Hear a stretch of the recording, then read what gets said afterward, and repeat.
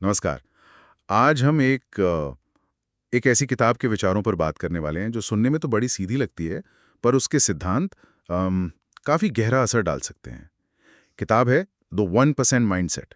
हाँ, बिल्कुल। इसका जो मूल विचार है वो यही है कि भाई जिंदगी में बड़े बदलाव लाने के लिए हमेशा कोई बहुत बड़े नाटकीय कदम उठाने की जरूरत नहीं होती, सही बात है। बल्कि होता यह है कि रोजाना अगर छोटे छोटे लगातार सुधार किए जाएं तो उनका एक चक्रवृद्धि असर होता है।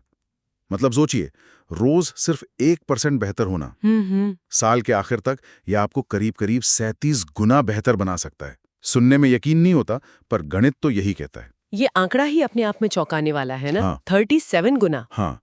तो आज हम इसी किताब से निकले करीब 7 मुख्य सिद्धांत हैं, उनको समझने की कोशिश करेंगे।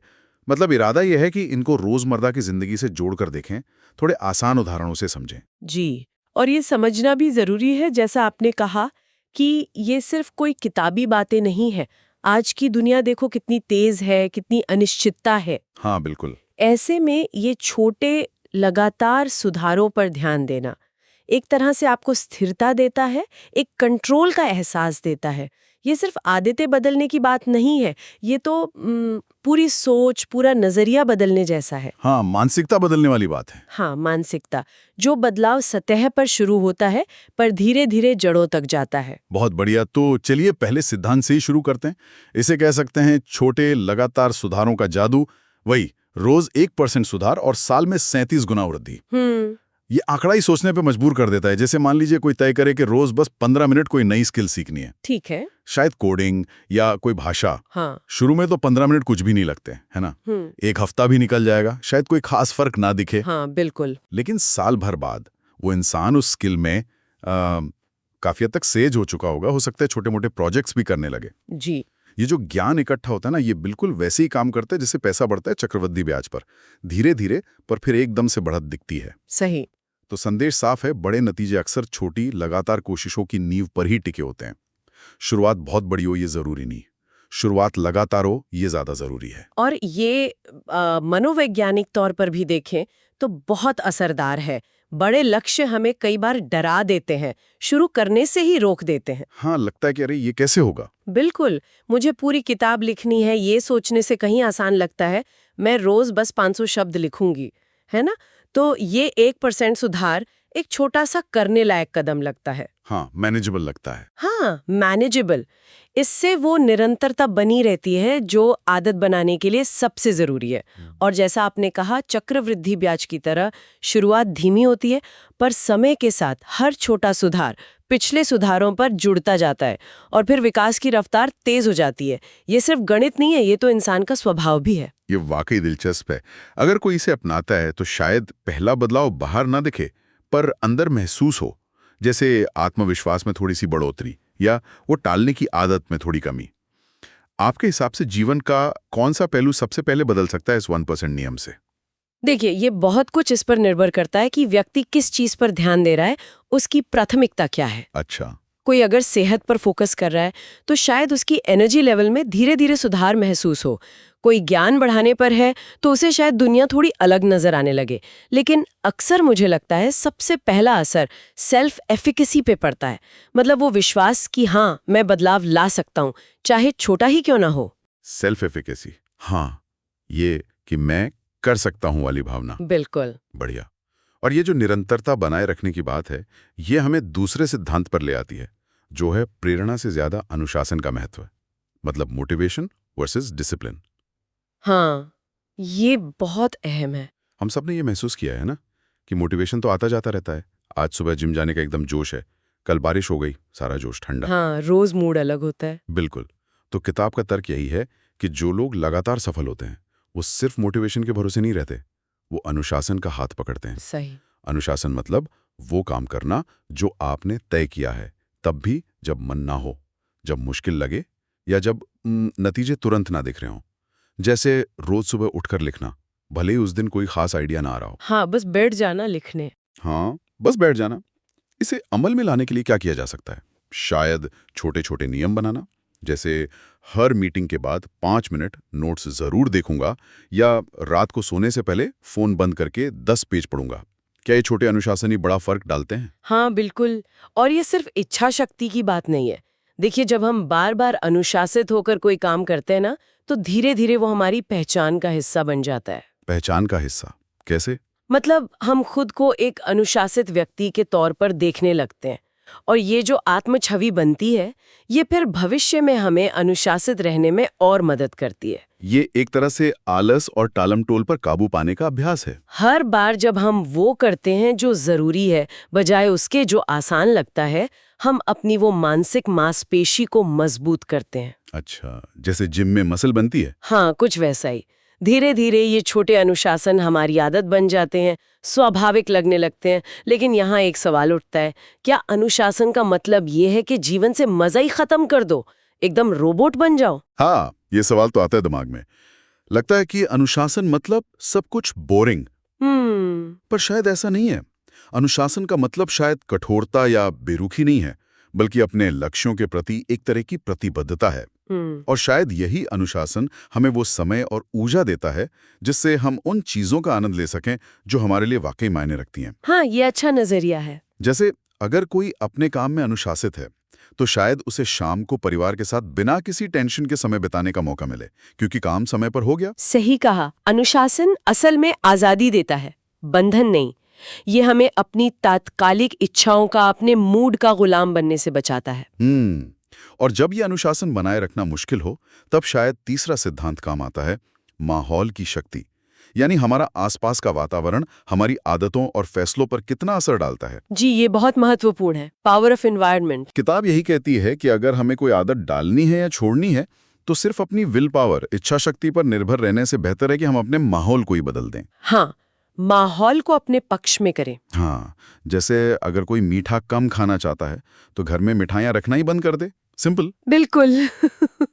न दिखेगा न याद आएगा। या पढ़ने की आदत डालनी है तो बिस्तर के पास किताब रखे, फोन नहीं।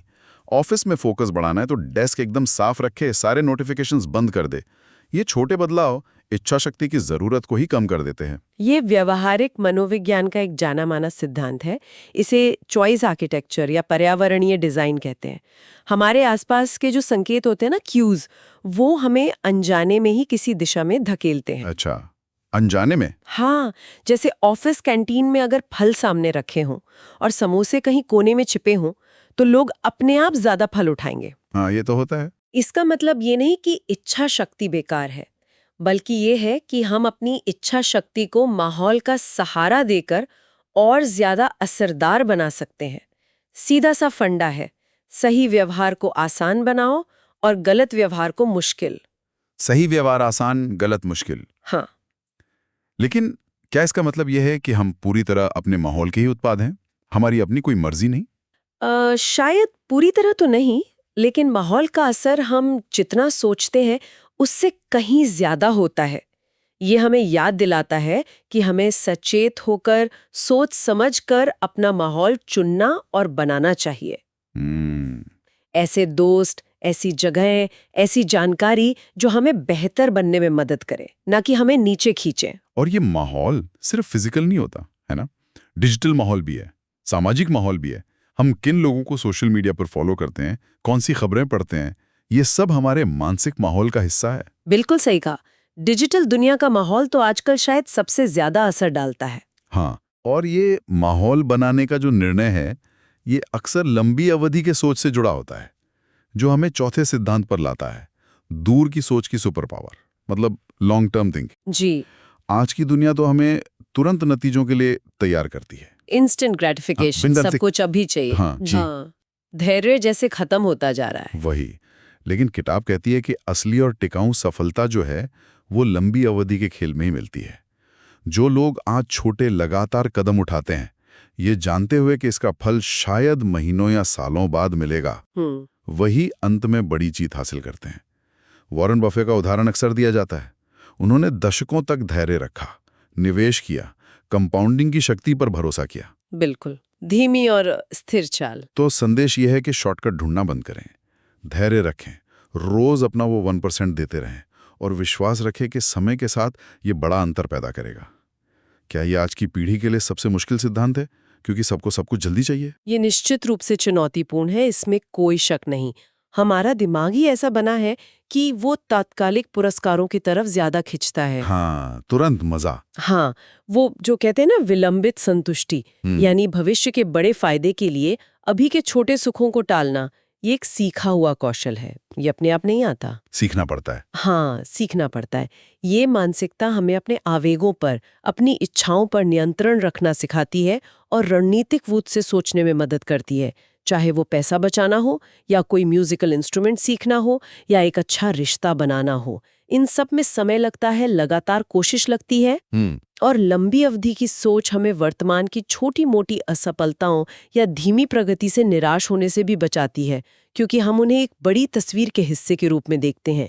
ये सिर्फ धैर्य नहीं है, ये रणनीतिक धैर्य है। रणनीतिक धैर्य, यह शब्द अच्छा लगा। और धैर्य रखने के रास्ते में अक्सर एक बहुत बड़ा रोड़ा आता है, वो है असफलता, फेलियर। हाँ, यहीं पर 5वां सिद्धांत काम आता है, असफलता से दोस्ती करना, यानी एम्ब्रेसिंग फेलियर। ज्यादातर लोग तो असफलता से डरते हैं, इसे अपनी काबिलियत पर सवाल मानते हैं। एक बार फेल हुए, कोशिश करना ही छोड़ दिया। हाँ, बहुत पर्सनल ले लेते हैं। बिल्कुल। लेकिन 1% मानसिकता इसे बिल्कुल अलग नजरिए से देखती है। असफलता कोई अंत नहीं है, बल्कि वो तो प्रक्रिया का एक जरूरी हिस्सा है, एक फीडबैक है। सीखने का मौका। हाँ, वो थॉमस एडिसन वाली कहानी है ना, कि बल्ब बनाने से पहले वो हजारों बार फेल हुए, पर उन्होंने कहा कि मैं फेल नहीं हुआ, मैंने बस हजारों ऐसे तरीके ढूंढे जो काम नहीं करते। बिल्कुल। अगर वो डरकर रुक जाते तो संदेश ये है कि असफलता को व्यक्तिगत तौर पर ना लें, इसे एक डेटा पॉइंट की तरह देखें। अच्छा, ये तरीका काम नहीं किया, ठीक है, इससे क्या सीखा, अब अगला प्रयास क्या होगा। ये सीधे सीधे विकास मानसिकता यानी ग्रोथ माइंडसेट से जुड़ा है, जिसकी बात कैरल ड्वेक करती हैं। हाँ, ग्रोथ माइंडसेट। वाले मानते हैं कि हमारी योग्यताएं कोई पत्थर की लकीर नहीं है, उन्हें मेहनत से, सीखने से बढ़ाया जा सकता है। ऐसे लोग चुनौतियों को एक अवसर की तरह देखते हैं और असफलता को सीखने का एक जरिया मानते हैं। और दूसरी होती है फिक्स माइंडसेट। हाँ, निश्चित मानसिकता वाले मानते हैं कि भाई टैलेंट तो पैदाइशी होता है और असफलता उनकी कमी का सबूत है, इसलिए वो रिस्क लेने से कतराते हैं, नई चीजें आजमाने से डरते हैं। जब हम असफलता को सीखने की कीमत मानते हैं, तो हम प्रयोग करने और अपनी सीमाओं को आगे बढ़ाने के लिए ज्यादा तैयार होते हैं। हर असफलता, अगर हम उससे सीखने को तैयार हों, तो हमें सफलता के और करीब ली जाती है। तो मतलब असफलता को गले लगाना एक तरह से सीखने की प्रक्रिया को तेज करने जैसा है। हाँ, कह सकते हैं। लेकिन खुद को बार बार असफल होते देखना और फिर भी आगे बढ़ते रहना, इसके लिए शायद एक मजबूत आत्मविश्वास की जरूरत होती है, जो हमें छठे सिद्धांत पर लाता है, आत्मविश्वास और सकारात्मक पहचान, self belief and positive identity. जी बिल्कुल। किताब कहती है कि हम काफी हद तक वही बनते हैं जो हम अपने बारे में मानते हैं। हमारी जो सेल्फ इमेज है वो हमारे एक्शन को गाइड करती है। अगर कोई मन ही मन खुद को आलसी समझता है या नाकाबिल मानता है, तो वो अनजाने में ही ऐसे काम करेगा जो इस छवि को सही साबित करें। टालम टोल करेगा, कोशिश नहीं करेगा। हाँ, वो सेल्फ फुलफिलिंग प्रोफेसी बन जाती है। एग्जैक्टली। दूसरी तरफ अगर कोई खुद को एक सकारात्मक पहचान देता है, जैसे मैं एक सीखने वाला हूं, मैं अनुशासित हूं, मैं चुनौतियों का सामना कर सकता हूं, तो धीरे धीरे उसके काम भी इसी पहचान के हिसाब से होने लगते हैं। ये सिर्फ कोई झूठी पॉजिटिविटी नहीं है, बल्कि अपनी जो वांछित पहचान है, जो हम बनना चाहते हैं, उसकी दिशा में एक सचेत प्रयास है। किताब का मानना है कि दुनिया आप पे विश्वास करे, उससे पहले आपको खुद पे विश्वास करना होगा। ये बहुत ही शक्तिशाली विचार है। हमारी पहचान हमारे व्यवहार को चलाती है। देखिए, जब हम कहते हैं मैं सिगरेट पीने वाला नहीं हूं, बजाय इसके कि मैं सिगरेट छोड़ने की कोशिश कर रही हूं, तो ये एक गहरा मनोवैज्ञानिक बदलाव लाता है। हाँ, पहचान ही बदल दी। बिल्कुल। और वो जो सकारात्मक पुष्टि होती है ना, एफर्मेशंस, वो तब और ज्यादा प्रभावी होती हैं जब उनके साथ एक्शन भी जुड़ा हो। एक्शन जरूरी है। हाँ, हर बार जब आप अपनी उस वांछित पहचान के अनुरूप कोई छोटा सा भी कदम उठाते हैं, जैसे एक स्वस्थ व्यक्ति के तौर पर सलाद चुनना, तो आप उस पहचान को और मजबूत करते हैं। ये एक सकारात्मक फीडबैक लूप बन जाता है। पहचान से एक्शन, एक्शन से और मजबूत पहचान, फिर और बेहतर एक्शन। अच्छा, ये सिर्फ fake it till you make it वाली बात नहीं है। ये है एक्ट एज इफ, उस व्यक्ति की तरह व्यवहार करना जो आप बनना चाहते हैं। एक्ट एज इफ, हाँ, ये सोचने लायक बात है। अपने एक्शन से अपनी पहचान को बनाना। और जब व्यक्ति खुद पर काम करता है, खुद विकसित होता है, तो शायद स्वाभाविक रूप से उसके अंदर दूसरों के लिए भी कुछ करने की इच्छा जागती है। यहीं पर 7वां और आखिरी सिद्धांत आता है, योगदान और विकास का चक्र, कॉन्ट्रीब्यूशन एंड ग्रोथ साइकिल। जी। ये सिद्धांत याद दिलाता है कि जीवन सिर्फ अपने लिए जीने का नाम नहीं है, दूसरों को देने का भी है। जब हम दूसरों के जीवन में कुछ सकारात्मक योगदान करते हैं, चाहे वो अपना ज्ञान बांटना हो, अपना समय देना हो, या सिर्फ एक मुस्कान ही क्यों ना हो, तो हम अंदर से खुद भी समृद्ध होते हैं। विकास और योगदान साथ साथ चलते हैं। देना और पाना एक ही सिक्के के दो पहलू हैं। बिल्कुल। जैसे जो सीखा है उसे दूसरों को सिखाना, या अपने आसपास समुदाय में किसी तरह मदद करना। ये चीजें हमें एक बड़े उद्देश्य से जोड़ती हैं और हमारे अपने विकास को भी गति देती हैं। कई बार जब हम दूसरों की मदद करते हैं तो हमें अपनी समस्याएं छोटी लगने लगती हैं। हाँ, एक नया दृष्टिकोण मिलता है और ये एक सहजीवी रिश्ता है, सिम्बायोटिक। सिखाना, जैसा आपने कहा, सीखने का सबसे अच्छा तरीका है। जब आप किसी और को कोई कॉन्सेप्ट समझाते हैं तो आपकी अपनी समझ कई गुना गहरी हो जाती है। हाँ, ये तो मैंने भी महसूस किया है। और योगदान करने से हमें एक सार्थकता मिलती है, एक खुशी मिलती है, जो हमारी मानसिक सेहत के लिए बहुत जरूरी है। ये हमें सिर्फ मैं मेरा वाली सोच से बाहर निकालता है और दुनिया से जुड़ा हुआ महसूस कराता है। तो ये पूरा चक्र है, सीखना, विकसित होना, योगदान करना और फिर उससे और सीखना। ये व्यक्तिगत पूर्ति और सामूहिक प्रगति दोनों के लिए महत्वपूर्ण है। बहुत खूब। तो अगर हम संक्षेप में देखें तो द 1% माइंडसेट के ये 7 सबक एक तरह से आपस में जुड़े हुए हैं। हाँ, बिल्कुल। पहला, रोज छोटे लगातार सुधार करो, वो चक्रवृद्धि वाला जादू। दूसरा, मोटिवेशन से ज्यादा अनुशासन पर भरोसा करो। तीसरा, अपने माहौल को अपनी सफलता के लिए डिजाइन करो। चौथा, लंबी अवधि की सोच रखो, धैर्य रखो।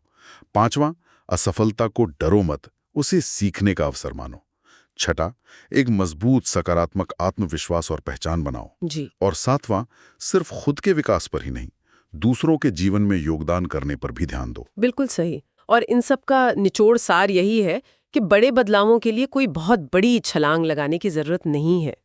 रोजाना का वो बस 1% सुधार अगर लगातार किया जाए तो समय के साथ असाधारण, अविश्वसनीय नतीजे दे सकता है। ये कोई रातों रात होने वाला चमत्कार नहीं है। ये एक जीवन शैली है, एक नजरिया है जिसे धीरे धीरे अपनाना होता है।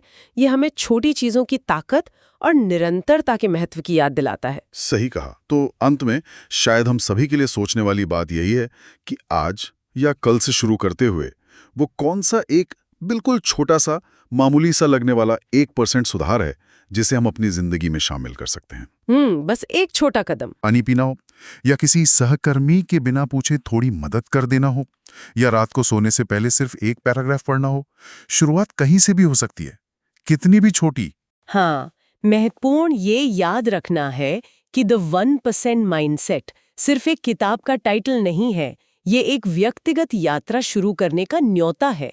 एक ऐसी यात्रा जो शायद धीमी लगे पर सही दिशा में जा रही हो। बिल्कुल।